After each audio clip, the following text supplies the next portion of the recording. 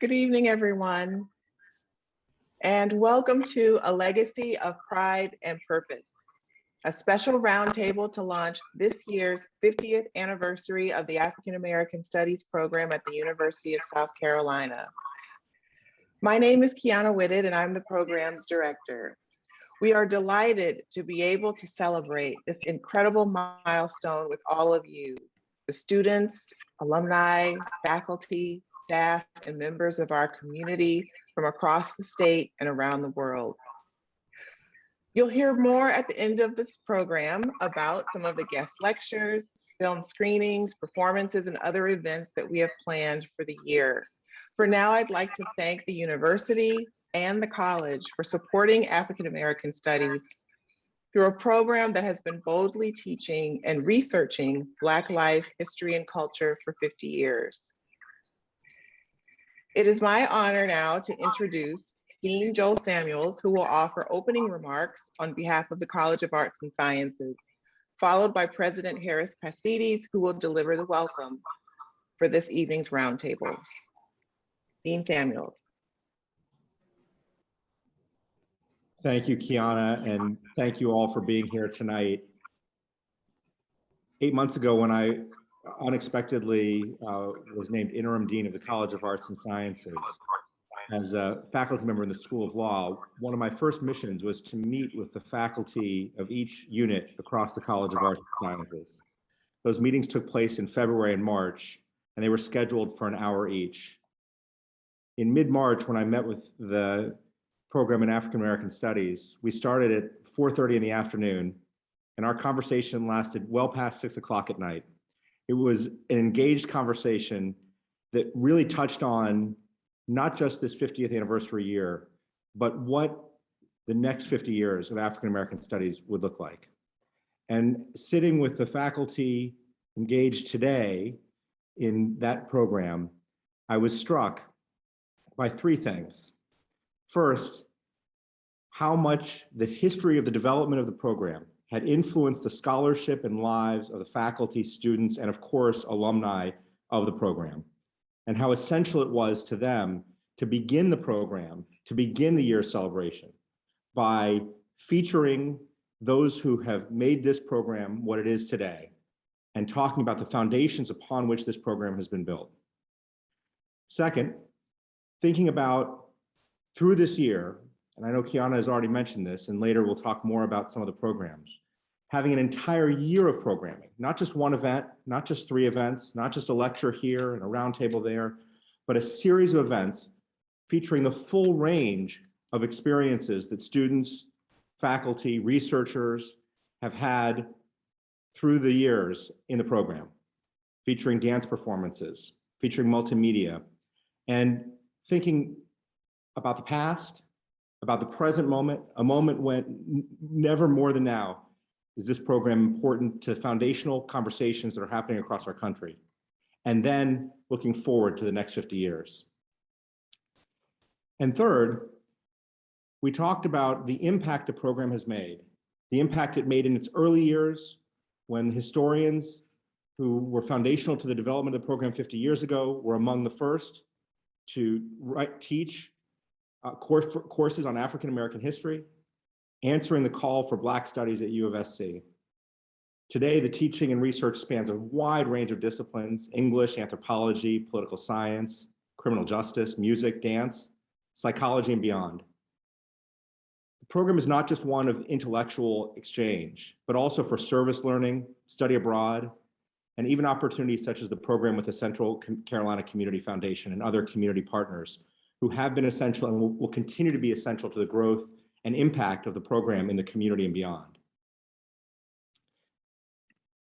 For me, as I look at the College of Arts and Sciences and I think about what this college is, what it needs to be, there is no program that to me defines the mission of the university more than the African American Studies program. And I know that it may sound like empty words from someone who's new to many of you, but I want you to understand this is, to me, whatever period I will be in this chair, the priority during my years as the dean of this college. Indeed, as the faculty know in the program, I have launched, and I hope we will be pursuing over the course of the coming months an effort for the African American Studies program to become a department, a tenure home within the university. That is a high priority with the support of the faculty in the unit, and it's something that I will aggressively pursue in the coming months. I'm excited now to introduce our president, Harris Pastides, who is known, I'm sure, to all of you.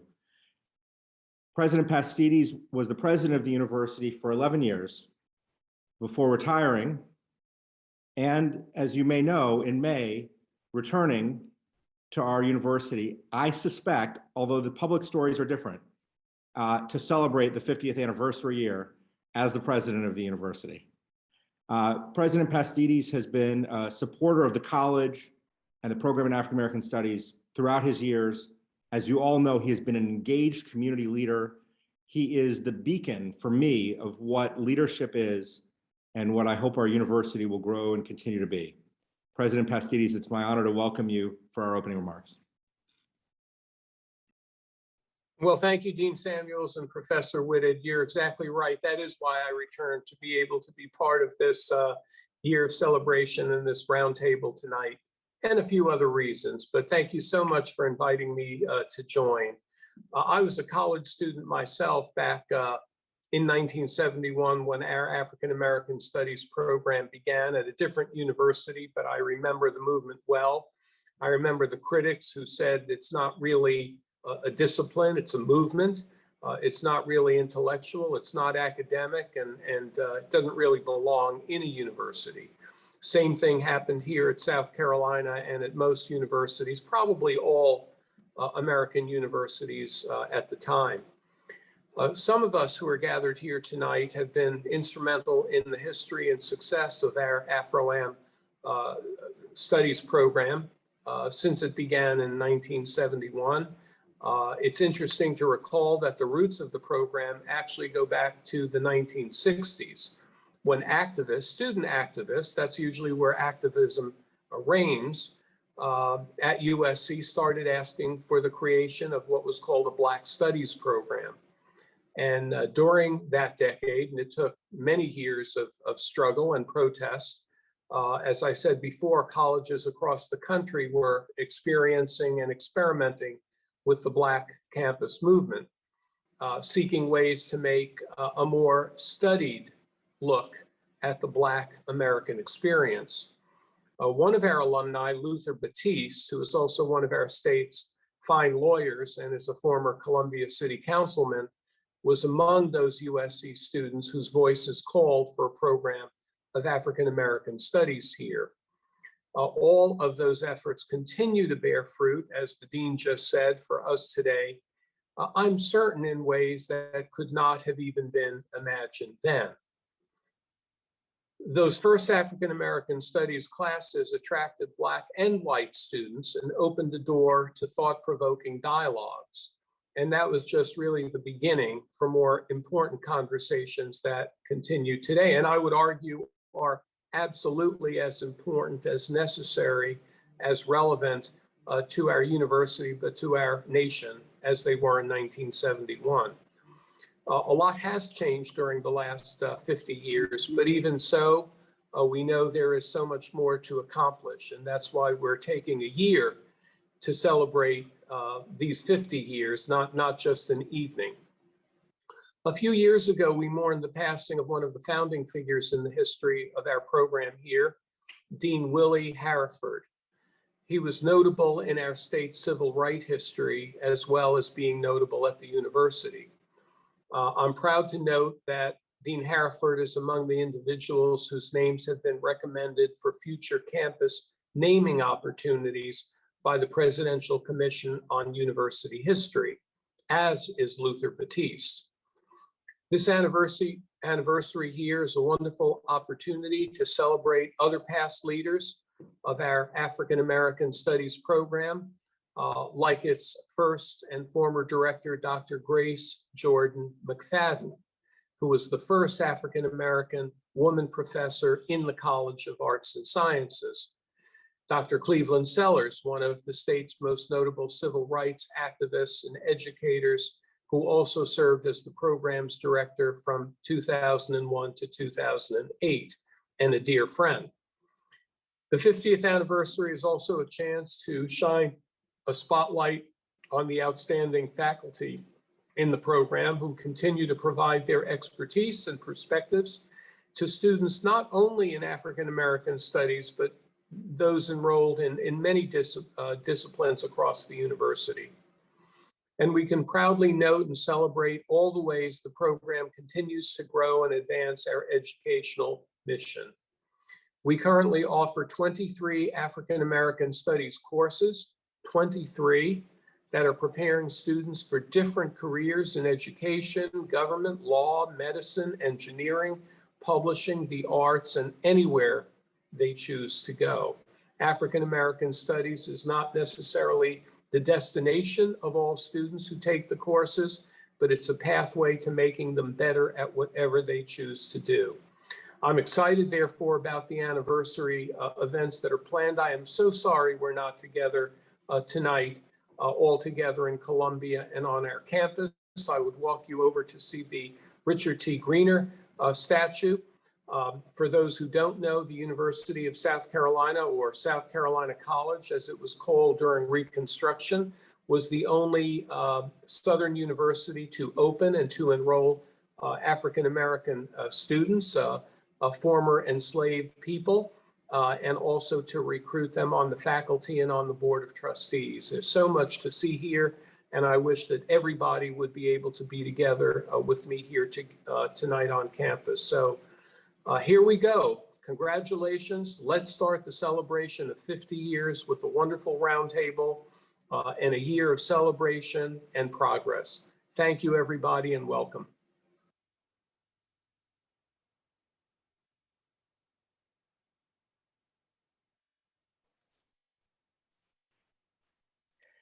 Thank you so much, President Pastides. That's wonderful to hear. I fully agree. I wish we could all be together enjoying that 50th anniversary cake in person. It's a pleasure to have you here with us today, and Dean Samuels as well. I'm pleased now to introduce our first three special guests for part one of our panel: Dr. Ramon Jackson, Mr. Luther J. Batiste III, and Mr. Chip Hereford. I'm going to share a little information about them before we get started with the conversation. So Dr. Jackson earned his BA and MA in history at the College of Charleston and finished the doctoral program in history at U of SC in 2019. While completing his dissertation on the long Black student movement in South Carolina, Dr. Jackson served as co-historian of Columbia SC 63, Our Story Matters, a landmark public history initiative that examined and commemorated South Carolina's civil rights movement and its dramatic impact on our nation's broader freedom struggle. Over the past 2 years, Dr. Jackson worked as the African American Heritage Coordinator at the South Carolina Department of Archives and History, where he assisted the agency and the South Carolina African American Heritage Commission with a host of public programs and historic preservation initiatives. Dr. Jackson is currently an assistant professor of history at Newberry College, and he's married to U of SC nursing professor, Dr. Joynell Jackson, and they have an energetic, brilliant 3-year-old daughter, Leanna. Luther J. Batiste III is a shareholder of Johnson, Toll & Batiste, PA, and the national president of the American Board of Trial Advocates. He received his BA from the University of South Carolina in 1971, and JD from Emory University School of Law in 74. In 1983, Luther entered the political arena and made history by becoming one of the first 2 African Americans elected to Columbia City Council since Reconstruction. He served 15 years as a member of the Columbia City Council, including 2 terms as mayor pro tem. He has served as president of the Columbia Lawyers Association, the Richland County Bar Association, the South Carolina Trial Lawyers Association, and the Southeastern region of the American Board of Trial Advocates. In 1999, Luther Batiste received the coveted Distinguished Alumni Award from the University of South Carolina. In 2007, the Richland County Bar Association awarded him the John W. Williams Award, its highest honor. In 2008, he was elected by Historic Columbia Foundation as one of the 30 most significant African Americans in Richland County. He has also served as the president of the board of the Columbia Museum of Art, and Luther is married to Judy M. Baptiste, and they have two children, Justin and Jade. He is a lay minister and chalice bearer at St. Luke's Episcopal Church. And finally, Chip Hereford is the oldest son of Dean Willie Lloyd Hereford Jr. He is a graduate of University of South Carolina with a degree in African American Studies. Because of Dean Hereford, he was a part of several notable firsts. He scored the first goal in youth soccer in South Carolina in 1972, shortly after his father and two other recent transplants from Atlanta brought the sport to South Carolina. While still in high school, with the help of Representative I.S. Levy Johnson, he was appointed a page for Lieutenant Governor Nancy Stevenson. He went on to be named the first Black chief page, the youngest chief page, and the longest serving chief page of the South Carolina State Senate. While still an undergraduate, he was named the first assistant state director of Alpha Phi Alpha. After completing studies for an MBA, he created and guided the newly created Resident Initiatives Program for the Columbia Housing Authority. After serving a stint as a lobbyist for Planned Parenthood of South Carolina, he was named Division Director of the South Carolina Vocational Education Department, all before the age of 30. His next stop took him to the James R. Clark Memorial Foundation, and during his short tenure there, the foundation was named National Chapter of the Year. He then stepped away from public and community service and entered the private sector as South Carolina's first African-American municipal investment banker. He and his wife, Robin, share 3 children, Sean, a senior administrator at an Atlanta area charter school, Sam, a software engineer in Scotland, Scott, a senior member of President Joe Biden's administration, Caitlin, a music industry executive in Los Angeles, and Sarah, a teacher in Columbia. He is also the grandfather of one of Dean Hereford's favorite little people, Silas Croteau. So thank you all for joining us this evening. Such esteemed biographies. I appreciate you taking the time to talk with us. We're going to start with Dr. Jackson. And Dr. Jackson, I'd love for your research to help set the stage for us. Although the African American Studies program at U of SC formally launched in 1971, it's clear that the foundations of the program began much earlier. So I'm thinking in particular about 1968. Why is that year such an important one for the origins of Black studies on this campus? Well, good evening. Thank you guys for inviting me to join this wonderful roundtable. See a lot of really friendly faces today, and I'm just thankful for this opportunity. It's important to note 1968 is kind of a pivotal year, not just in terms of African-American studies at USC, but the Black campus movement nationwide. The Orangeburg Massacre, which occurred on February 8th, 1968, where 3 students at South Carolina State College, Henry Smith, Samuel Hammond, and Delano Middleton, and then others were also wounded by South Carolina Highway Patrolmen. It's important to note that that moment was not just tragic for South Carolina, but it sent shockwaves throughout Black campuses all over the South. In the aftermath of Orangeburg, you had numerous protests at places like North Carolina A&T, where they carried mock caskets in effigy and outrage over that moment. You had protests at Howard University, where students seized the administration building for almost a week and issued what was called the Orangeburg Ultimatum, where they demanded Black Studies program and other changes on that campus. You had protests at Shaw, Virginia State, even here in South Carolina across the state, you saw all sorts of campuses just lit aflame by that moment. And so the University of South Carolina, even though it was a predominantly white campus, was no different. And many of the students who were present here on campus had family members who attended State College or knew individuals who had been assaulted that night in 1968. And so there were kind of, news spread quickly. Students from State College actually met with members of AFRO, the Association of Afro-American Students, which was present on campus, and they talked about the trauma of that moment and its larger meaning, not just for State College, but for Black college students across the country. And so this was a moment that galvanized Black students, not just nationwide, but here in South Carolina as well. And so that was, I would also say, is kind of a pivotal moment in the history of Afro.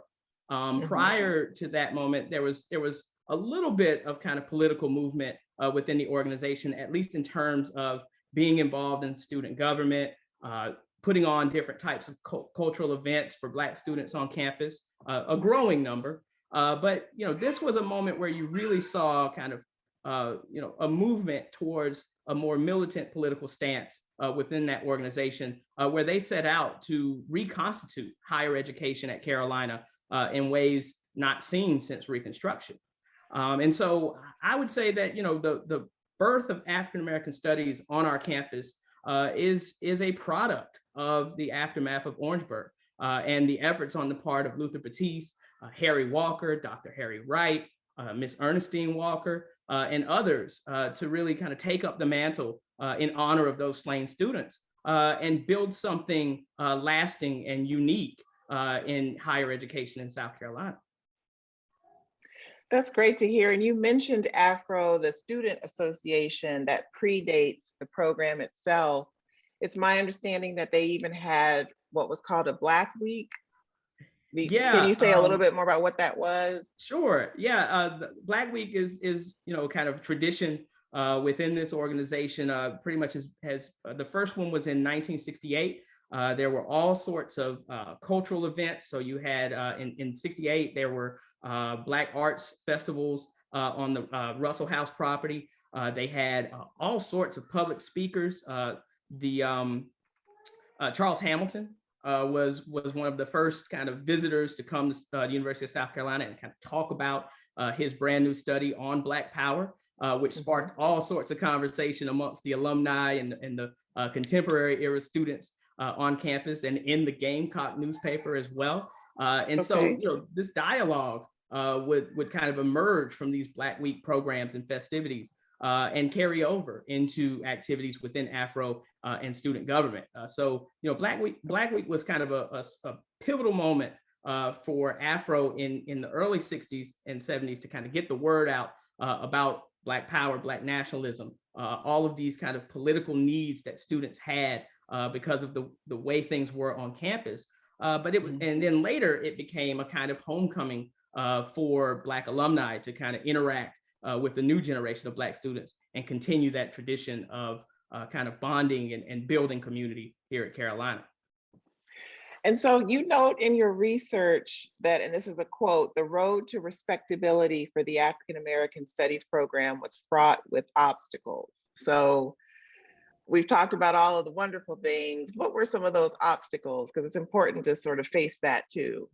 Well, one of the things that I was struck by in some of the earlier remarks by President Pastides and Dean Samuels was their expression of a commitment to building African American studies into a department, a place where scholars can hold tenure and really kind of create a long lasting career of mentoring students and kind of sharing knowledge with Carolina. But that has not always been the case. From its inception in 1971 until right around 1993, AFAM operated on a shoestring budget. The records are clear that most of the kind of disciplines like English and history and the sciences were given almost 3 times as much in terms of their budgets year to year than AFAM. President Holderman and other presidents after him basically considered AFAM to be a novelty, something that Black students took to kind of become involved in political movements or social justice movements, but not to be serious intellectuals. And so they didn't devote the resources that were required to hire faculty to build infrastructure that would sustain the program and allow it to prosper. I would be remiss to go without mentioning Dr. Grace Jordan McFadden and Dean Willie Hereford, who carried the program on their backs for its first 2 decades. Without them, we wouldn't be having these conversations today. And they made tremendous sacrifices in terms of time, resources, and just kind of giving of themselves to make sure that students had opportunities, not just within the department, but interdisciplinary experiences and extracurricular programming that would help them grow and prosper as they move forward. So we can't go through this program without really recognizing the role of those two individuals in particular in getting the program to a point by 1993 where the administration finally began taking it seriously and trying to kind of build something more permanent. Okay. And so before I turn to Mr. Batiste, I love the wonderful photo over your shoulder there. And we've benefited so much from your research today. Can you tell us about that book and your role in it? Yeah, this book, Invisible No More, is coming soon. It should be out within the next few weeks. Dr. Robert Greene at Claflin University and Dr. Tyler Perry, they kind of organized and edited this volume, which documents the history of African Americans at the University of South Carolina since Reconstruction. So it's a tremendous edited volume with, I'm just blessed to be a part of the team of scholars that put this together. And credit should also go to Dr. Belinda Littlefield, who really got a lot of us started, about a decade ago doing this research. We had a roundtable event on campus, and the work continued. And so without her, this book would not be possible. So, pick it up when it comes out. And this is really a way for us to lay a foundation for further scholarship on Black life at Carolina and beyond. So pick it up, build off of it, and let's continue to blaze new trails. That's wonderful. Thank you so much. You're welcome. So we want to turn now to Mr. Batiste to talk about his experience and to talk with you, Luther, about what your life was like entering U of SC, in 1967. What were the classes? What were the campus? Right. What was all of this like for you? Okay. First, you have to understand that I grew up in Orangeburg, South Carolina, a community that had 2 Black colleges. I had been active in the civil rights movement, picketing, marching. Unfortunately, I didn't get arrested, which really upset me. All my friends got arrested and went to jail, and that was a badge of honor then. And I am still disappointed to this day that I didn't get arrested. So I went in 1967. In 1967-68 was a time of great change. I was there from 1967 to 1971. And in my first year at Carolina, the 3 students were killed at South Carolina State, Orangeburg Massacre. Delano Middleton was in high school with me at Wilkinson High School in Orangeburg, and we played on the basketball team together. So it was somebody I knew. Also that year, Martin Luther King was killed in 1968. When I came back for summer school, first day of summer school, Robert Kennedy was killed. So in that year, you had those 3 major events. And a lot of the demonstrations that took place in Columbia were at the State House, and I stayed in the Columbia Hotel, which was then called Columbia Hall, which is where Bank of America was next to the Supreme Court. So I was there when the marches took place. I was out there with people that I knew. When I went to Carolina, at that point in time,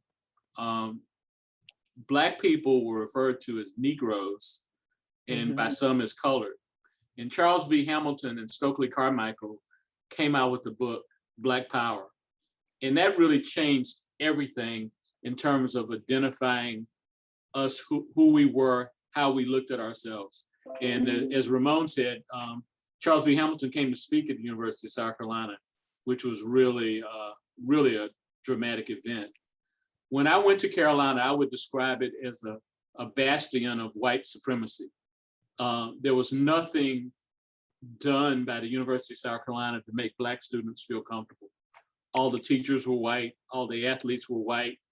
The only Black people that were employed by the University of South Carolina were the people that worked on campus and provided support services and wore green uniforms. Dr. Harry Wright, who became my very good friend, and we did a lot of things together, said that before our class came, he could walk across campus for a week and not see another Black student. When we went to athletic events, Dixie was played, the Confederate flag was flown, waved. It was just a very unpleasant place for Black students. So consequently, what we did, and I remember very well, I remember being in the elevator. Dr. Harry Wright came in with a Look magazine and Life magazine, and it talked about students at Harvard and other universities starting Association of Afro-American Students, is what was said at that time. And it was Harry's idea that we start an organization at the University of South Carolina. And that became very important for us because it gave us a chance for Black students to come together. It gave us a chance to communicate and talk about our common issues, but it also gave us a voice to advocate for change. And Afro became very important. Later, when I asked Harry Walker to run for student body president, he was the president of Afro. So he had a base to start with. He had the support of Black students in University of South Carolina because of his involvement. So it was a very difficult place to go to school. We were having to adapt with a changing identity, viewing ourselves as Black people, as conscious people. I think that because of the civil rights movement that Dr. Sellers was so involved in the 60s with SNCC, because of the emerging Black Power movement, and because at that time you had around 700,000 Black students in college, 3/4 of them were on formerly white campuses. And it just gave us the impetus to try to change things. My goal as a student at the University of South Carolina for the 4 years I was there was to try to make it a better place for the Black students who came behind me. And I became involved in a number of ways to try to make it a better place. I think it's so important to hear that students were leading this effort and that you all were at the forefront of trying to build community, to connect Black students, to demonstrate that you had a voice on campus.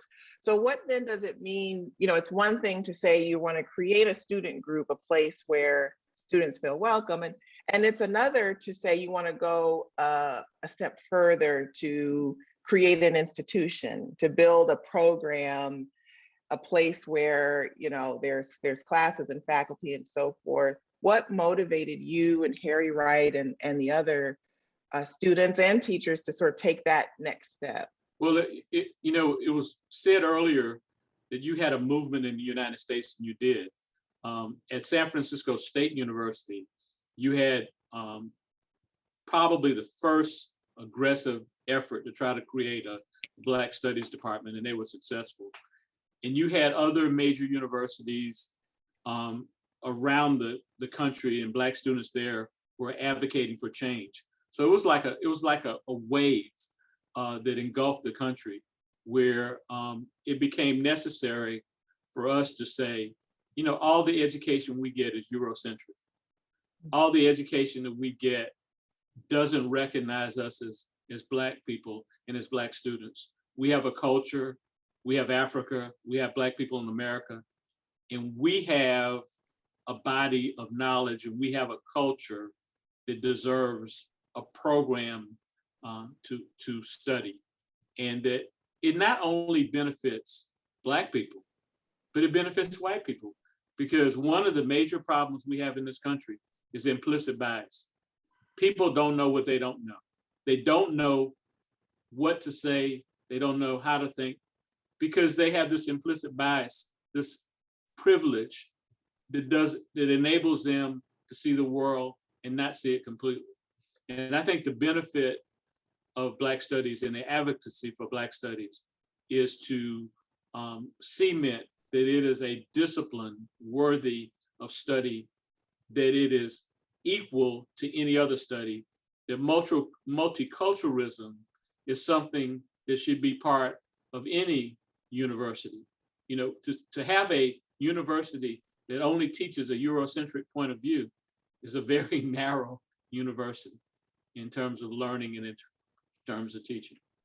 Absolutely. I mean, when we say that we want every U of SC student, it doesn't matter if you're a major or minor, still to take at least one class with this program, or else your degree is not complete. So that's really important. So we're going to shift as we shift now to talk a little with Chip Hereford. I wonder if you might share some thoughts about what it was like to sort of recruit or greet and welcome him on this campus.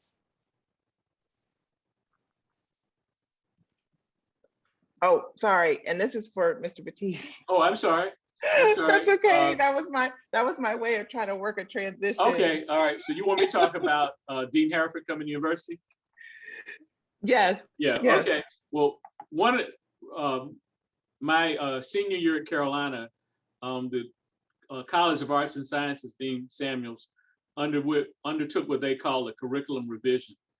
And Dr. Harry Wright and Dr. Bruce Marshall and I worked on the project in terms of submitting a proposal through the Arts and Science Department. We went to the University of North Carolina, we went to Duke, and we spent spent 2 or 3 days at the premier African Studies program in the country at Yale, and got an idea of what a program would be like. The person that we met with right before I left to go to Emory was Dean Willie Hereford. They had a wonderful event for him at a place the university used to own, probably doesn't own now, called Bell Camp. And that was the first time that we had a chance to meet Dean Hereford and to talk to him.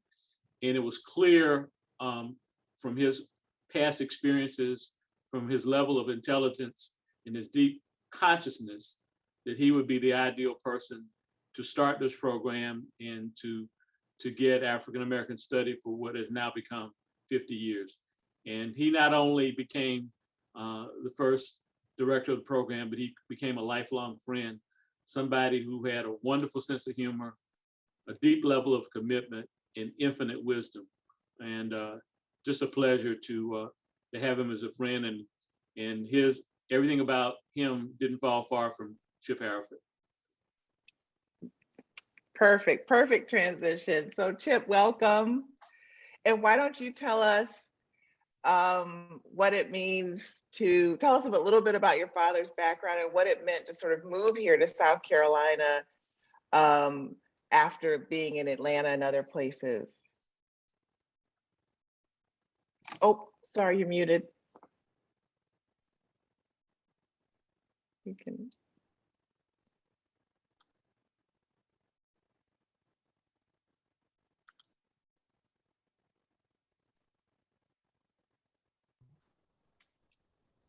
Can you hear me There now? we go. Yes, thank you. Sorry about that. So my father was a Midwesterner. He grew up in several states throughout the Midwest. He was born in Kansas to a stay-home mother and one of the first Black U.S. meat inspectors. He, by virtue of some of the travels that that my grandfather's work took him to, he was frequently one of the only African-American students in the schools that he attended. So he had a little bit of inkling about what was going on when he came to Carolina. He attended the University of Kansas, and there he was, again, one of the few Blacks there. Most of the African-Americans who attended University of Kansas were athletes. He ran track, and he was there during the same era that Wilt Chamberlain was a basketball star at UK. Following college, he joined the U.S. Army and served a brief stint there. And immediately after college, went to work at the Truman Library, working for Harry Truman as one of, at the time, 2 Black archivists in the nation. In 1968, when Martin Luther King died, there was an effort to create a memorial to him, and the Ford Foundation provided the money, the seed money, for the establishment of the Martin Luther King Memorial Library, which became the Martin Luther King Center for Social Change. He came there in 1968 and helped to start it, and later became the director of the King Center. In 1971, he was approached about possibly leaving the King Center and coming to the University of South Carolina. And he thought that was very interesting. My mother did think that was a really good place to go at the time. Leaving Atlanta for South Carolina in 1971 didn't have a lot of appeal. And that was until we came. And we've been here since January 1, 1972. And I am a Carolina graduate, as is my brother and my sister. And I have a child who is a Gamecock, and I have a grandchild who wants to be one. So we are really— That's wonderful. We were really excited about all the things that have happened in our 50 years here and about this year's events. So I'm wanting to squeeze in just one more question, and I'll also let people know that if they want to drop questions of their own in the Q&A, we hope to have some time at the end to respond to a few. Dr. Jackson quotes your father, Dean Hereford, saying of his mission here, quote, "What can I do for them that was done for me? Show them how to get through this maze." And I'm curious if you can help us understand what he may have meant by that, thinking about the campus and calling it this maze. What was his way of getting through the maze in his life or in his work? The vast majority of African-American students who were attending Carolina at that time in the early 70s came from rural communities and from schools that weren't quite equal. And we were in the early stages of integration, and it wasn't a light switch where someone switches on the light and suddenly, the rural African-American schools have everything that the urban white schools had. It took some time. So you had kids who were really smart, but they just didn't have sometimes the classes or sometimes even the books that some of their white counterparts had. So they came to USC with a great spirit, but they didn't have all the things that they needed, and they had none of the support that they hoped to have once they came here. And so he wanted to fill that gap. He taught classes, but he was an advisor too. When he first came, and a lot of people don't know this, he was the advisor for all of the African-American students on campus. It didn't matter what program you were in, you had to see him. Okay. He was also part counselor. It seems that a good part of his week was just listening to people's problems. He couldn't do a whole lot about them, but he could be a good listener. And for some people, this was the establishment of lifelong relationships. And there are a lot of, when he died a couple of years ago, but there were students throughout who stayed in touch after graduation for many, many years. And it ended up being the best move we as a family could make. That's wonderful. We are grateful for him and also for you and what you've contributed to the Carolina community. I really appreciate you speaking with me today. I'm gonna shift gears a little. As I mentioned before, folks can feel free to drop questions in the chat, but I'm gonna turn to the second part of our panel and to my partner, Professor Kim Simmons, to sort of take over moderation duties. All right, thank you, Dr. Whitted. This is wonderful. I'm Kimberly Eisen Simmons. I'm an associate professor of anthropology and African American studies here at the University of South Carolina. And I'm also serving as co-director of the African American Studies program this year. It's an honor to be here tonight, and welcome to everyone. The second part of the event focuses on former directors and their experiences and their reflections as they think about the program.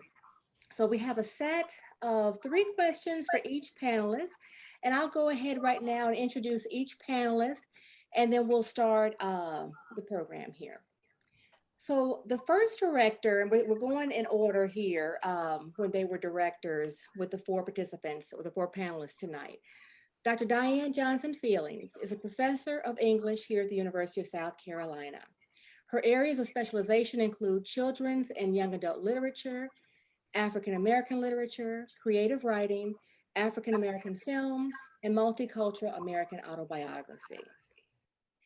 Dr. Cleveland Sellers is the former president of Voorhees College and civil rights activist. His work centers on civil rights, activism, social justice, and his lived experience with regard to organizing and the struggle for Black identity. On a personal note, I will say that Dr. Sellers was a director of African American Studies when I came to USC in 2004. And a special thank you to you for opening the doors for me and for your role in bringing me to USC. Dr. Stephanie Mitchum is a professor of religious studies and women's and gender studies here at USC. Her areas of specialization include empowerment of women, religious and freedom, religious intolerance, African American and African diasporan women, and spiritual wholeness, human rights, and building community.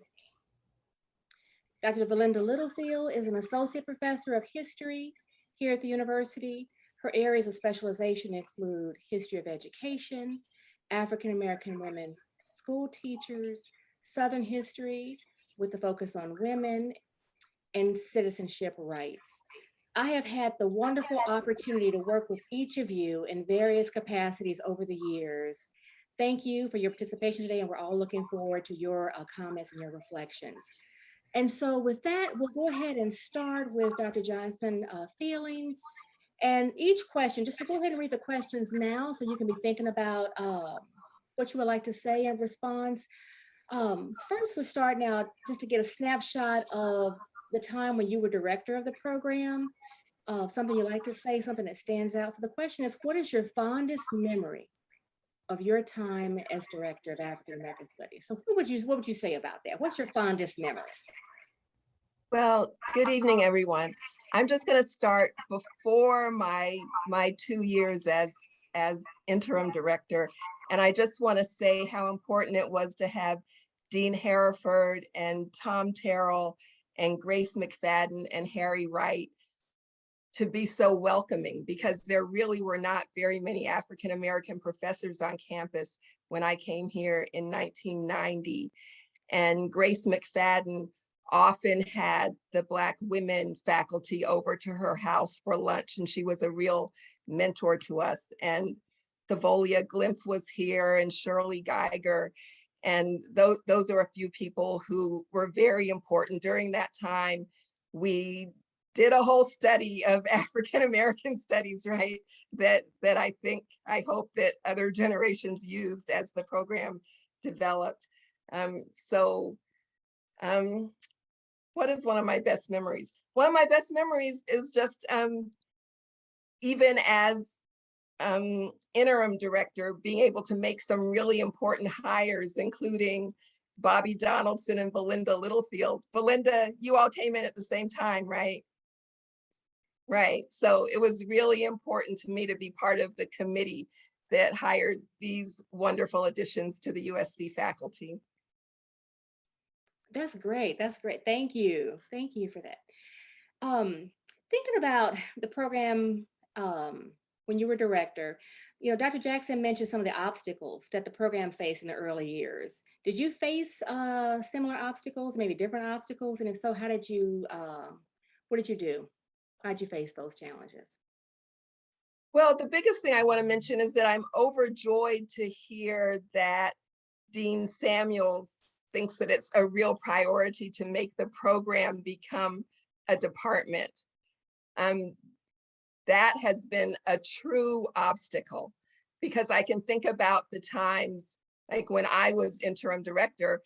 If I remember correctly, part of that was because we had so much trouble hiring the people that the African American Studies faculty wanted to hire as director, because we always had to have cooperation from a tenure granting unit. And those units wanted to call some shots, right?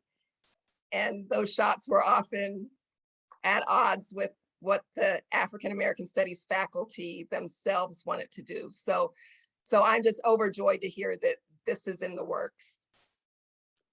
Exactly. I have a feeling we're going to hear that again tonight. Exactly. I agree with you on that. And the third question, as you think about your own work, your own research, writing, or community engagement, how does your work reflect the mission of African American Studies? What is the formal mission of African American Studies at USC? But according to my understanding of it, even though I am not a joint hire with African American Studies, I'm strictly in the English department. African American Studies is really at the core of what I do. So I teach courses in children's literature, young adult literature. So I'm always, always, always very clear with my students that social justice is at the core of everything we do in these classes. So they come in, you know, thinking that, oh, we're looking at books for children. How serious can that be? But I think it's really important that African American Studies always give a nod to the youth, because that's where everything happens, right? And youth activism has been so, so important. So I'm paying attention to the children, and I write children's books. So it's been very important for me to visit schools, help those little children realize that literacy is so, so important. And also I went to school in Columbia. I'm a graduate of Dent, which was a junior high school then, and Spring Valley High School. So it makes a lot of, it makes a difference to me to be able to give back to the community that I'm part of. So I've been very active in the schools in the 31 years I've been at USC. So I just want to keep children at the center, and yeah. Thank you so much for that. I really appreciate that. Really appreciate that. You're doing wonderful work, beautiful work. Thank you. Okay, hopefully at the end we'll be able to have a conversation here with the four of you. We'll now ask Dr. Sellers the same questions here as he thinks about his time and experience as Director of African American Studies. So Dr. Sellers, when you think about it, when you think about your fondest memory during your time as Director, what comes to mind? Uh-oh, you're on mute.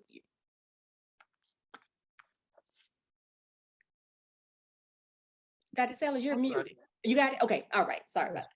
Yes, I think that my fondest memory is finding young students who were interested in doing well academically and not having the appropriate guidance and advising that would help them matriculate through the University of South Carolina and secure that bachelor's degree. I thought that was very important, because many of the students who were coming to the University of South Carolina, African American students, were still coming from some of these rural Black Belt areas across the state of South Carolina.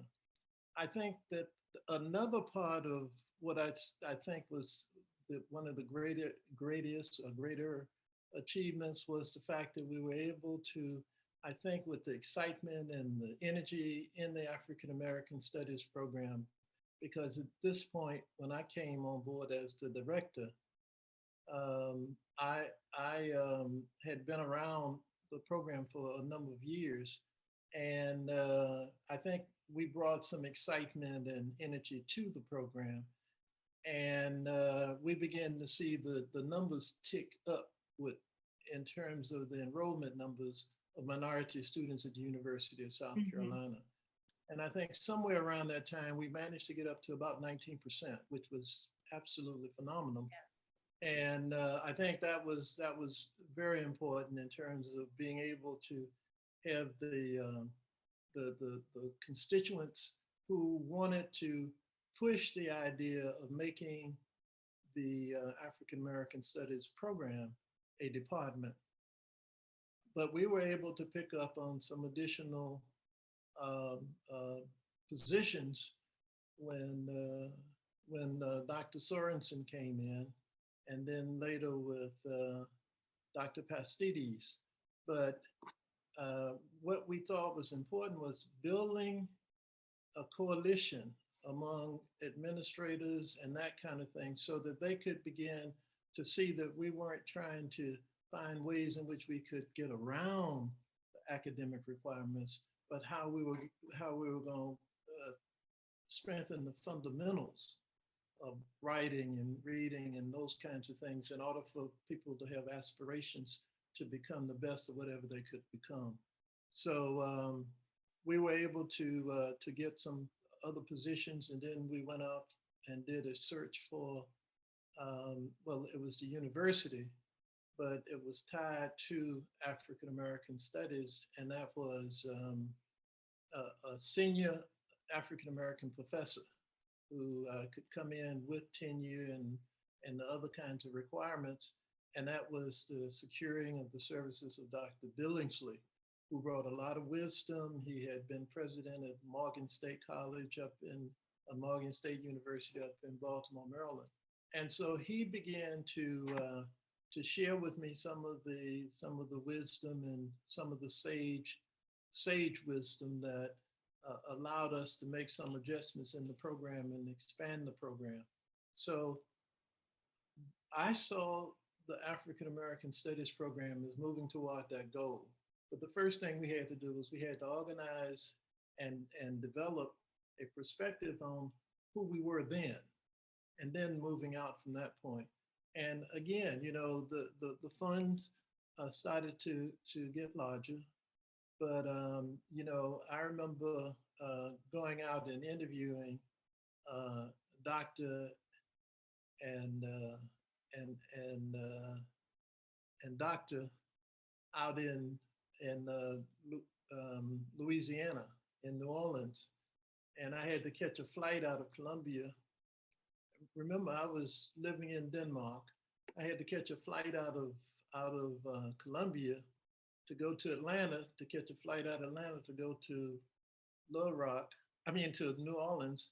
And then I had to catch a cab to get to New Orleans. And it was about 3 o'clock in the afternoon. I had an interview set up with Kim and her wonderful scholastic husband, and do an interview with both of them.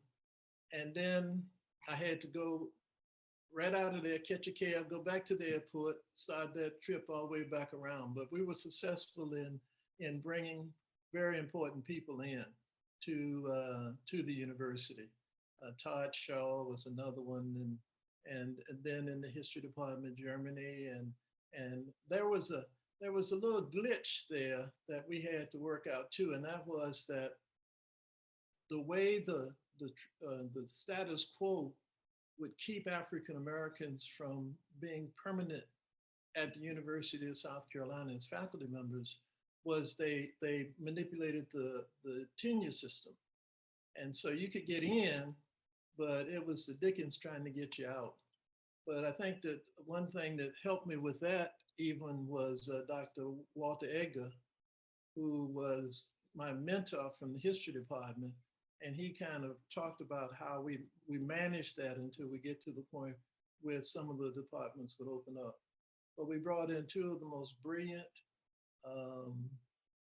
anthropologists in the country, and they have been here ever since and doing wonderful things. So that's the most important part of mine. And then there was Pat Sullivan, and she came in and did a book on the NAACP. We were competing with other schools and universities with their African American Studies program. And I'll just end it with this: that I started out at Cornell University as a lecturer in 1969, and Cornell was the second program that actually started an African American Studies program and had a director who was a PhD and fully tenured and that kind of thing at that particular program at Cornell University in Ithaca. And so those experiences that I had kind of helped shaped me for becoming the Director of African American Studies, and certainly the support of Dr. Billingsley made that transition even smoother. Thank you so much for that. And I appreciate everything you said, and we appreciate all of your efforts. You know, I'm thinking about how you even address just the resources and just the growth. I mean, just the growth of the program, the faculty and everything, you know, just the outreach, you know, when you were director. So that is wonderful. You know, thinking about, you know, the work you continue to do, the important work you continue to do, how does your work currently reflect the mission of African American Studies? You know, how would you think about it, or, you know, as you think about what you're doing now? Because I know you're doing talks, you know, you're reflecting on your life and your experiences. What would you say about how your work connects now with African American Studies? Well, I think we still have to make people understand a little better about the importance and significance of women and young people in the civil rights movement of the 1960s. We also have to think about the importance of organizing and organizing communities where we have local people and community people. We don't go in and look for the attorneys and the teachers and that kind of thing. We go in and look for people who will be able to invest more energy and in the movement, because they're in situations where they can actually feel the discrimination and the racism and those kinds of things. And so you have to find ways in which you get people to understand that that's an important area for you to be in. So we have to bring our young people to the campus, and we have to share with them the importance of them beginning to understand the community from whence they have come, so that they will know that they need to be able to provide service to that community, a community similar to that somewhere in the world. And that doesn't restrict them to the US. It could be somewhere in Africa or South America or wherever there is a need to have people organized so they can overthrow the shackles of oppression that they experience. And we still have that going on in America. I think that one of the things that I got kind of tied into is that I am associated in South Carolina with the Orangeburg Massacre. But, you know, I was at March on Washington. You know, I was with Gloria Richardson in Cambridge, Maryland. I went to Mississippi at 19, a part of the Mississippi Summer Project, where we had to not only be concerned about our own survival and our own lives, but now we had to deal with the question that many of us didn't want to answer and still don't answer. And it's probably because we can't answer it. And that is, if we put people in harm's way, for an example, to register to vote, attempt to register to vote in Mississippi in 1964 would result in some kind of harm coming to that family. Either their home would be closed down, shut down, they would be thrown out, their home would be shot in, it would be set on fire. There would be some kind of act of aggression and violence toward that particular family. And you had to always, in your mind, say that you take who takes the responsibility for that person ending up with something bad happening to them. And if you try to grapple with it too much, you get yourself kind of out of shape. So you have to be able to be honest and trustworthy. And so that's why we in SNCC used to call ourselves the circle of brothers and sisters. I mean, the bond of brothers and sisters, the circle of trust. Because we had to have that. And we did lose people along the way. So Selma and Black Power and anti-war and all those things were part of my experience and history coming back to South Carolina to finish up my undergraduate education. At that point, I thought it might be at South Carolina State College at that time, but unfortunately that didn't happen. So I think it's important that there's a whole host of materials and information out there that young people need to know. They need to have some skills, not only survival skills, but skills to talk about how to build communities. And that's what we have to do now. That's very important, build those communities. Exactly, exactly. Thank you so very much. Thank you.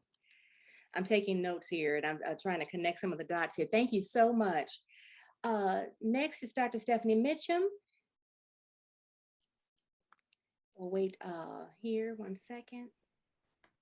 Okay. Hi, Dr. Mitchum. Great to see you. As you think about your time as director, what is your fondest memory? First of all, I got to follow Dr. Cleveland Sellers.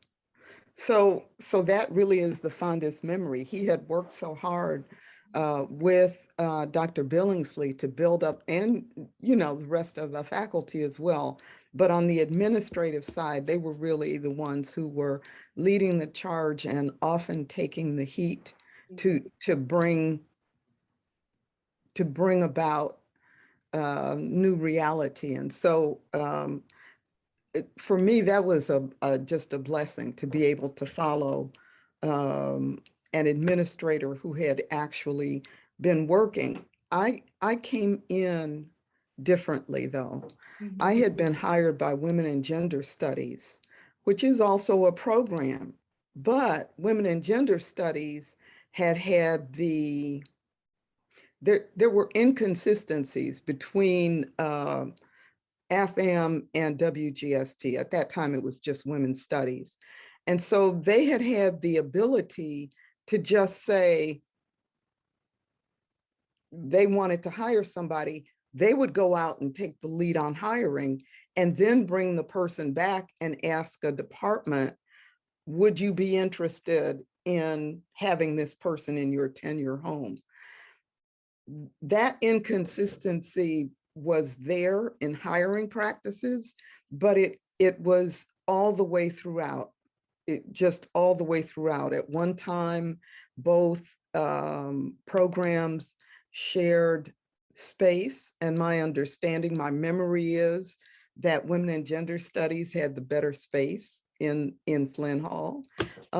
It's that kind of imbalance. And so that was one of the things that I worked on trying to correct, but it was still at a time when both AFM and Women's Studies, Women and Gender Studies, needed to be their own programs. Another thing that Women's Studies had at that time, they had a graduate certificate program, and AFM didn't have that. So I started making squeaking noises about how do we change this. And I was quite often given a block and told that it can't be done because it's so much trouble to go through the Commission on Higher Education, and you have to fill out all this paperwork. And so I wasn't there long enough to keep squeaking about it and moved on. But being able to follow someone like Dr. Sellers made a big difference in what I was able to get done.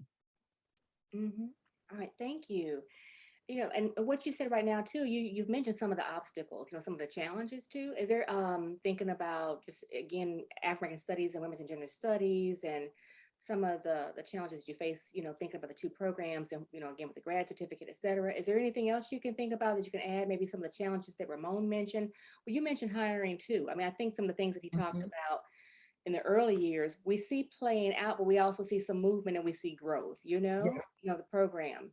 Absolutely. And resources along the way too, so. Yes, and so it was during my time that AFN was moved over to, where was it? To Gambrell. To Gambrell, and had its own office suite, finally. And I actually took some heat from Women and Gender Studies for movement. I know that just sounds crazy, doesn't it? but it was kind of like, why did you do that? Why did you do that? So it was interesting, And we weren't the kind of reactions. Mhm. Yeah, Oh, like you were in different office spaces. We were in yeah, we were in different office spaces, and so but it was time for AFAM to grow even more and to be in a location where it could do that. Exactly, exactly. And when you think about your own work now, the work you're doing now, your research and writing, how does your current work, maybe your teaching, reflect the mission of African American Studies? Um, my focus the last book I published is Race, Politics, and Religion Toward Human Rights in the United States. And so really thinking about how, and that came out in 2019, I think, really thinking about all of the ways that racial constructions combine with religious constructions and then get expressed in politics, becoming its own intersection, if you will, and how that creates oppressive situations, how it creates oppression. I had been asked by the publisher, Rowman and Littlefield, to follow up with an edited volume. And because of what do I want to call it, the pandemic, hurricane, an edited volume at this time is making me crazy. But my other research goes back to both African-American women and health and healing practices, and thinking about how Black women's political lives today make a difference in healing, not just themselves, but communities as well. And I'm also at a point of doing research, some extended research on the continent of Africa, to be able to talk about African-American identity by drawing from values that continue on the continent. That's great. That's very exciting work. Positive vibes and all of that. Thank you so much. Thank you. Mhm. Okay. Dr. Belinda Littlefield is next. We'll wait. She'll be joining us shortly here. Okay. Dr. Littlefield, we worked together over the years in many capacities. And so as you think about your time as director of AFAM, what's your fondest memory? Well, I have a couple, but one would certainly be working with faculty, staff, and students. And when I say faculty, I mean core faculty as well as the affiliates and the adjuncts. One of the things that I found out early on is that it was a very energized and a caring group. And that made all the difference in getting things done.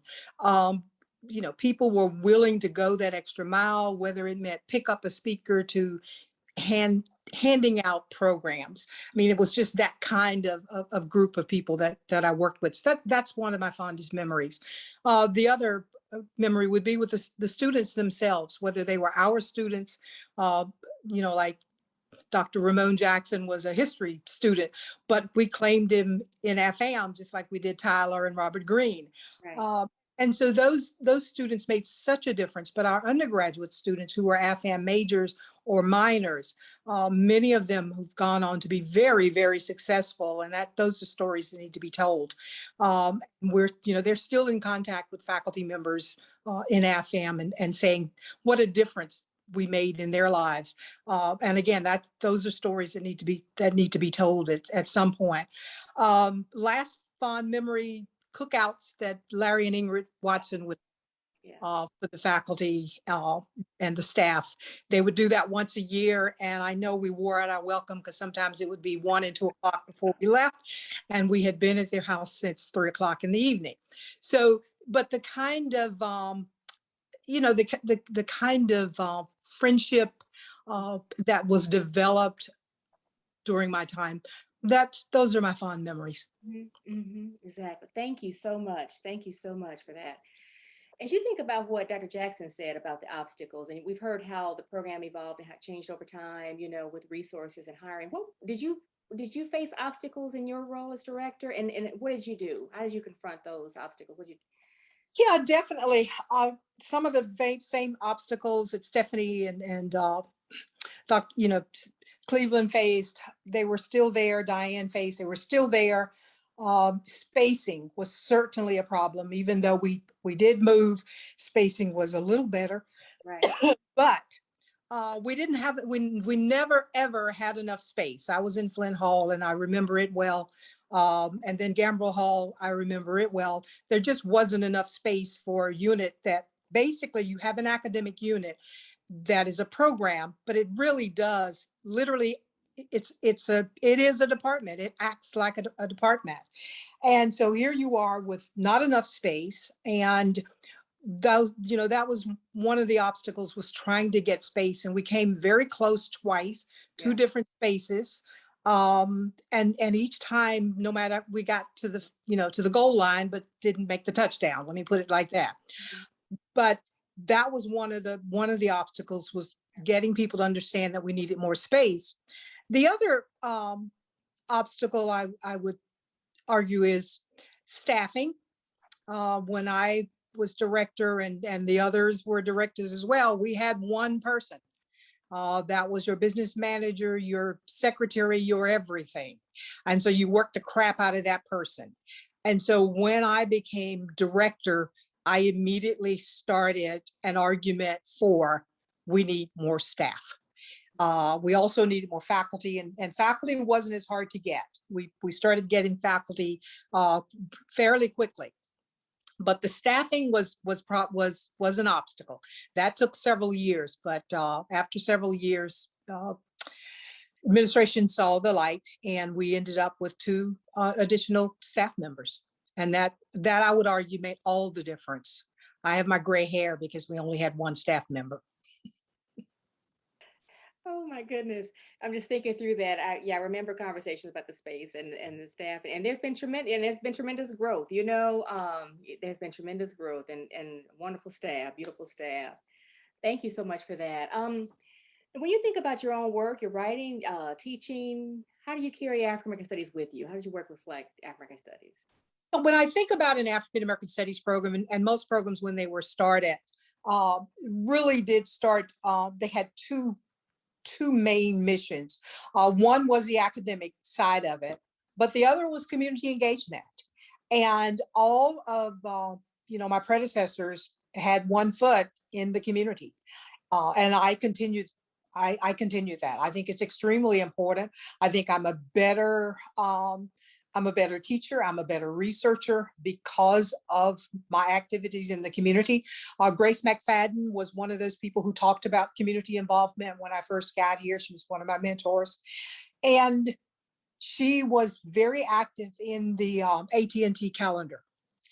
And so once I became director of African American Studies, I came back to African American Studies. And so we were extremely active. Ramon spent lots of time working on one of those calendars. But the bottom line is, community engagement is extremely, I would argue, it is that other cornerstone when you talk about an African American Studies program, because I do think we have something to give back to the community, and the community gives us back equally. And so it is important that you keep both feet, that you keep one foot in one place and one foot in another place. Exactly. Thank you so much. Thanks to everyone on the panel here. This has been wonderful. I know we're getting close to our Q&A time. I would like to say here, if you do have a question for any of our panelists, go ahead and just type a question in the Q&A box or type it in the chat here. As we get set up here, I did just make some notes here with the second part of the discussion here. The coalition is important, thinking about the former directors and what they shared. Young people, that was highlighted. I mean, again, young people in different ages, the importance and significance of young people. Community, that was said several times, and a community in terms of engagement, in terms of AFAM as a community. So using community as a way to think about ourselves and our relationships.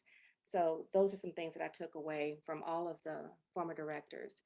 All right, let's see here. Betty is our grad assistant, and she's going to assist with the Q&A, and I think someone's been monitoring the Facebook live feed too. I don't know if there are any questions there, and I'm not sure. We'll look at the chat here too. I know there are comments in the chat. Let's see if there are any questions. Okay, Betty, would you? Yes, thank you, Dr. Simmons. So I'm looking at the Q&A on my side, and I don't see any current questions for the panelists. Oh, matter of fact, there was one that just came through. And this is for all of the panelists. The question is, see, what do the panelists believe about this question of us becoming a department? And that was from Todd Shaw.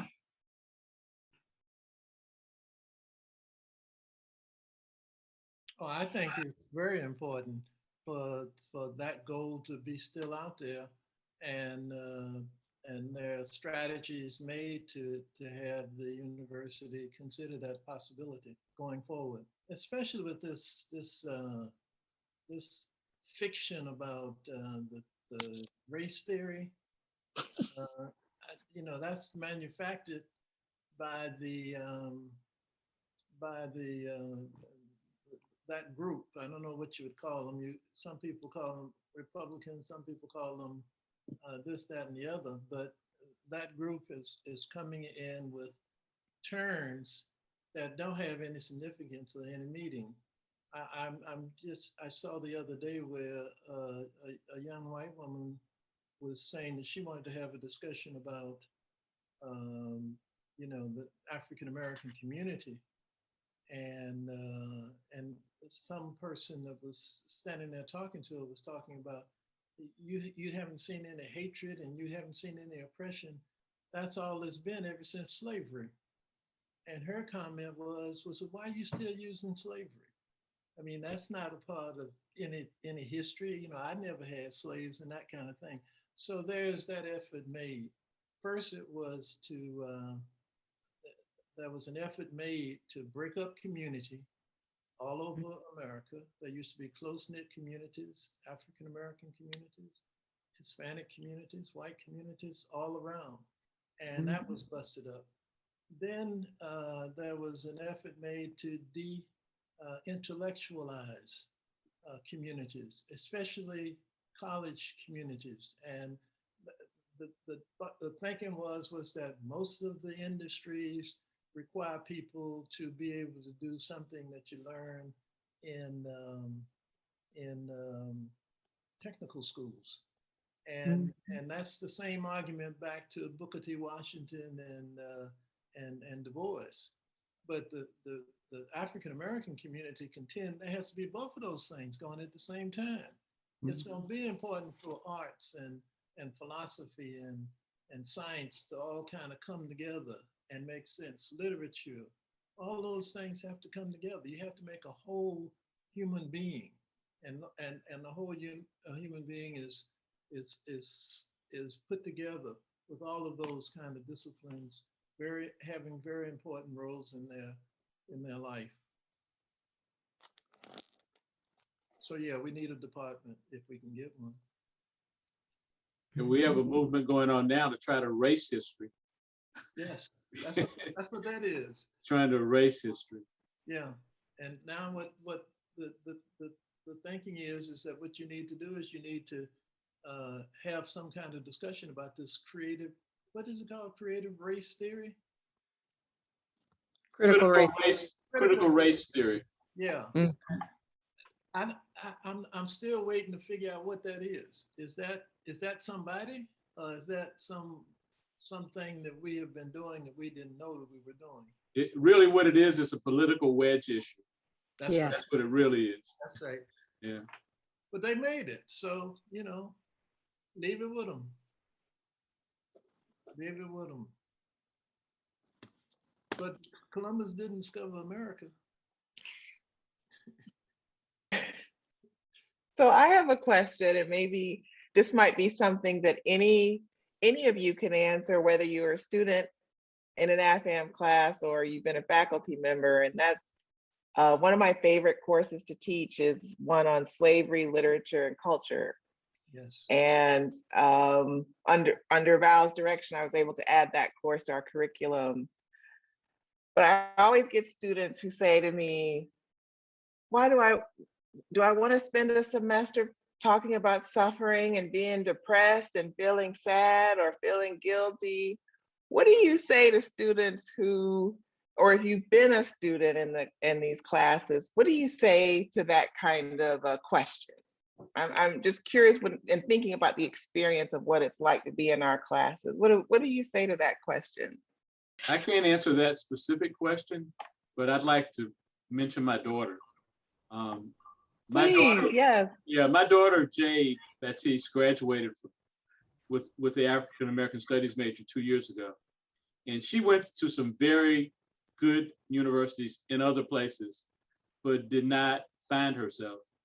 She came to University of South Carolina, took Nikki Finney's course, and it set her on fire. She realized all those wonderful books that we had in our house were more than decoration. They had substance and meant something. Black art that we had meant something. And she just found herself. And it was just what she needed to make her a whole person. So I couldn't be happier that 50 years later, or 48 years later, my daughter got a chance to graduate from this department. And now, I actually had the pleasure of teaching her alongside Dr. Sellers. My last class in the department, we did a course on films and civil rights with Dr. Sellers as the lead instructor. And she was one of our better students. And interestingly enough, her final project was a study of her father and his activist legacy at the University of South Carolina, which she didn't know as much about as we thought she might. And I think she got a lot out of that as well. So hopefully you guys had a chance to kind of share that legacy. And I know she was instrumental in sharing it with other students after taking the course. So that kind of intergenerational dialogue is what makes this department special. And I'm going to say department because that's what it is. Thank you. I'll add to that. When you think about, I get students who ask me that question often. You know, I just taught a class this morning, History 112, and we were looking at the experiences of Native Americans. And the student said, you know, I've never seen that before. I've never heard that before. Why am I just hearing it now? And it was a downer for them. And part of what I tell them is, if you get an inclusive taught class, you will get the good, the bad, and the ugly. And you will therefore get an alternative perspectives.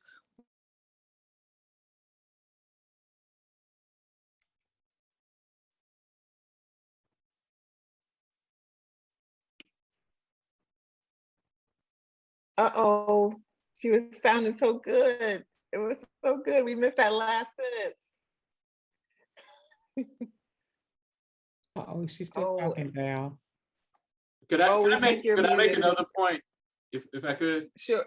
I served on several corporate boards in South Carolina, and we had people on those boards who were.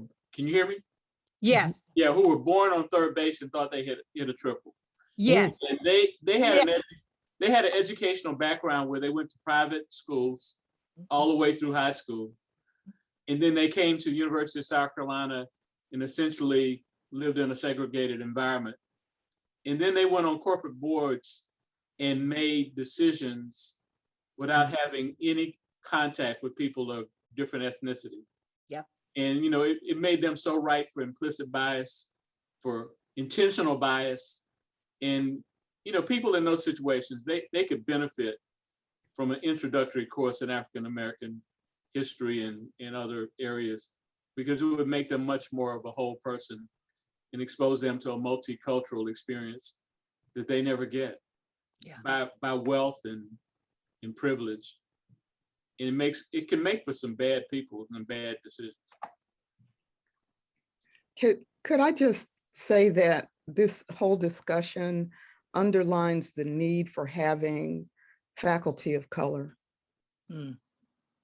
Because people who come through the higher ed system quite often can also be in that bubble that you said it so well, Mr. Batiste. The where they carry their implicit biases. And when students have, regardless of the course, when students have a faculty member who is willing to teach from a Black perspective, all of a sudden, the story changes. So I start off my classes sometimes saying, okay, what was 1492? What's the rest of that? And the students fill it in with the old saw. I say, no, let's face it, Columbus was lost. He was a man who didn't stop and ask for directions. Okay, so I made it a little funny, right? But then I can start to change the trajectory of the thought that the students have been steeped in. And so that's the significance of having faculty of color who are willing to be faculty of color, because all faculty aren't willing to be faculty of color. When I came along in the 60s, I never had a Black teacher after my all-Black high school in 12th grade. Not in college or in law school did I have a Black teacher.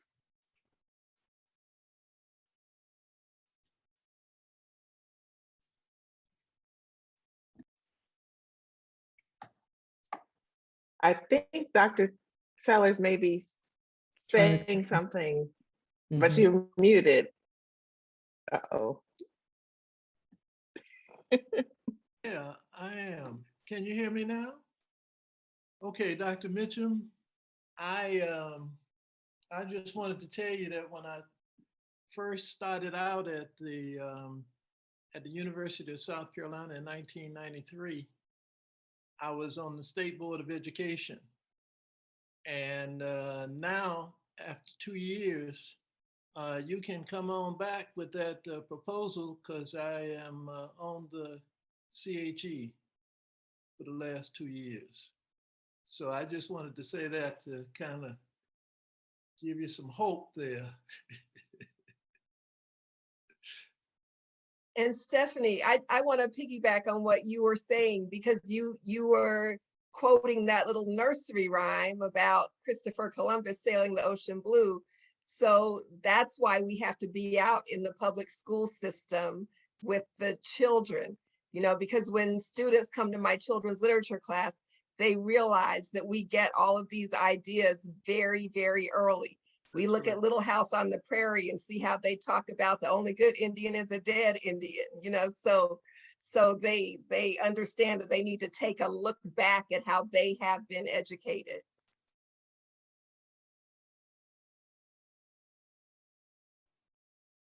Well, I want to thank all of you all for being such great participants in this wonderful, wonderful night of kickoff. You all, I know so many of you, and you all have been my friends and my mentors being here at the University of South Carolina. My name is Nancy Tolson, and I'm the Assistant Director of African American Studies, and I've been here since 2015. I'm one of those creations that Val was bringing up and talking about, and I have been happy to be here. I want to thank you all for being a part of it, and I want to thank the attendees, because I want to let you know, if you are an alum of African American Studies, please leave your information with us so that we can get in contact with you to keep you up to date on everything that's going on. We're going to have a wonderful, wonderful time the next school year. This is just so exciting for us to celebrate 50. I remember when I celebrated 50, but that's another story. But I had a good time. I really did. So I'm looking forward to all of it. And you all hit so many wonderful buttons. Yes, we need to be a department. I know that, and that's very, very important. You know, but the Black experience is across the campus. Yes, I love that Pastidi said what we weren't at one time, but you know what? We are the Black intellectuals that have made a movement across this campus for the past 50 years. And we have touched upon so many young people. And I do mean so many. And I'm so happy to see so many of them coming through our doors. We are going to be having so many activities, and I want to tell you to please check our website so that you will see all the activities. Some of them you can attend face to face, and some of them you have to actually go to the website, click on, and register, just like the one you did today. We are, since I've been here, we've done so many things, so many wonderful things. And one thing, yes, we do need is a new space, but that's also another story that one day we're really going to press on, right, Kim? But we are, we did a not a civil rights, we have sponsored the civil rights tour every year, which was an alternative spring break that we have attended and seen and taken from 18 to 30 students across the South for them to experience the Black experience in art and politics throughout this time. But we've also developed a African-American tour. We do the alternative during our fall break. We did a wonderful one 2 years ago before COVID, and it was a great experience. We took our students, and as we say, our students, we're talking about the University of South Carolina students, to Washington, D.C., and we had a Black experience throughout D.C. area, including the National Museum of African American History and Culture. But to start on a little bit, we're having this wonderful conversation today, but we're also going to be having some Wednesday activities. And one of our Wednesday activities is going to be on the 22nd, coming up at noon, and you can register to talk to we are very proud of Salandra Bowman, who is one of our wonderful adjuncts, and she is also one of our alums, and she is about to finish up with her doctorate degree at the University of South Carolina. We have several different panels coming up. One is face-to-face, is Downing of the Flag, which is a wonderful movie, very poignant, very deep, very meaningful, especially to us at the University of South Carolina and the state of South Carolina. And that is on September 29th at 7 p.m. You must register to attend. And there are many, many more. We're having one on October 6th. Dr. Kelly Morgan from Tufts University is a Black curator who is going to come and speak to us about Black art in the community, because as we talked about the movement, we are Black all over this campus, and we have all these different Black experiences that we need to know about. We're not just in anthropology, we're in music, we're in art, and we're in science, and we're all over, we're all that. So it's so great that we're going to have the opportunity to celebrate all of that. And I thank Diane for mentioning Black children's literature, because of course I am a part of Diane's field. And so it is important for everyone to know that the beginning is with children. And so it's very important for us to move with the children, move up, because when they start appreciating Black books at a children's level, they see the world differently. We are one of the few programs that I want to say that I believe has a lot of Black joy in our topics that we teach. And so because of that, it resonates with our faculty and our staff and all of our students. And I'm so proud of that and so proud of being a part of this. So stay tuned, everyone. I thank you all for this wonderful, wonderful conversation and the greatest kickoff that we could actually have. Stay tuned with us, hang on with us for the next, until May, basically. We're going to have so many great speakers, but thank you all for being a part of it. And we hope to see you again next week, week after that, because we are really coming on strong with celebrating 50 years African American Studies at the University of South Carolina. Good night, everyone.